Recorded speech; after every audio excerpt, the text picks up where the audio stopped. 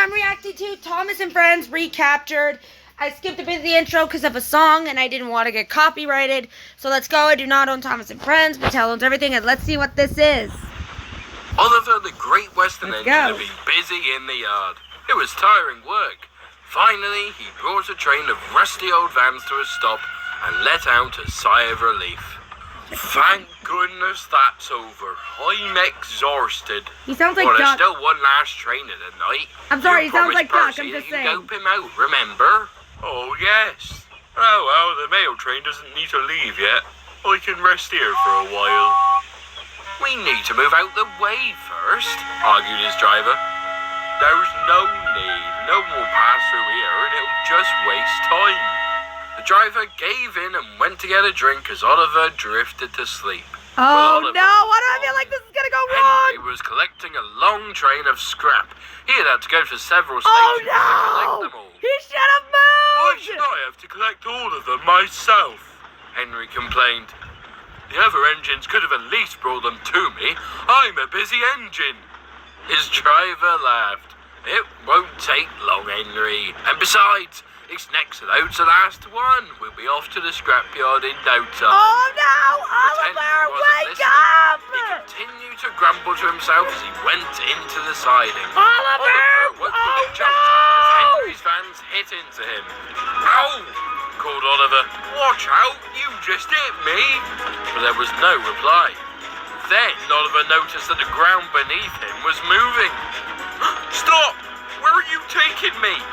He called out, but between Henry's grumbling and the long train, no one could hear him. Oh no!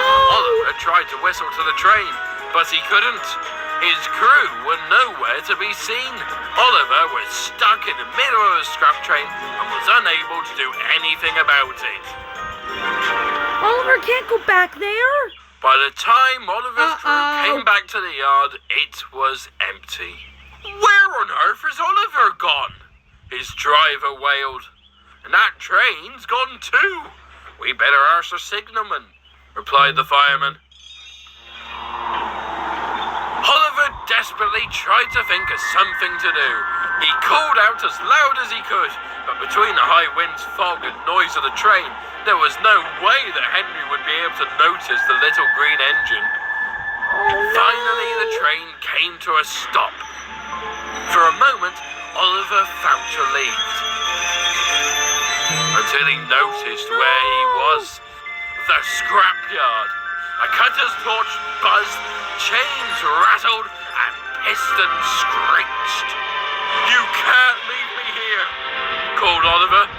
I was on my scrap once before, and I shan't be again. But it was no good. Henry, with a relieved whistle, left the train behind.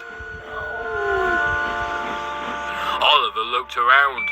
Everywhere reminded him of the mainland. Help! Oliver screamed when two diesels slinked up beside him. I'm afraid no one's going to help you this time, Oliver. And this time you'll really be scrapped. Harry took some vans away, whilst Bert sat next to Oliver with a wide grin. You don't understand, I'm not meant for scrapping. Ask the Fat Controller, he'll tell you, pleaded Oliver. But Bert just laughed.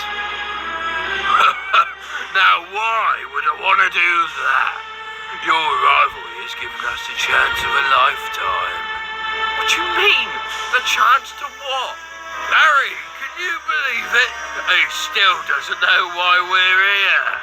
I told you no one would suspect a thing. Suspect what? Oliver questioned as the twins smirked at each other. All the same, I'm very surprised that you don't recognize us.